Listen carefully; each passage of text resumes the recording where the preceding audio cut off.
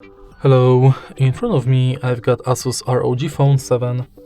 In this video I'll show you how to manage Google Wallet.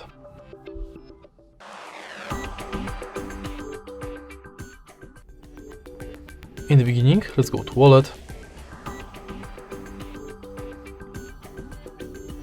And now tap View Wallet button.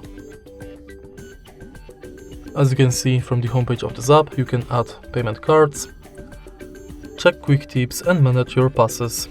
You can also add new passes like transport pass, loyalty and gift card. If you go to menu, you've got access to your Google account, all wallet tips, contactless setup where you can turn on NFC, set up payment card, check if Google Pay is set as your default, if you've got a lock screen set, and if your phone meets security requirements. Next, you can go to full list of participating banks.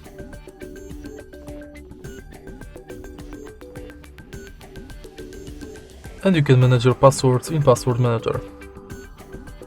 In your data in Wallet, you can manage payments data and passes data. In Wallet settings, you can manage payments profile, add passes from Gmail, enable or disable review purchases and updates from Wallet and Google Pay. In the end, you can go to help and feedback. And that's it for Google Wallet.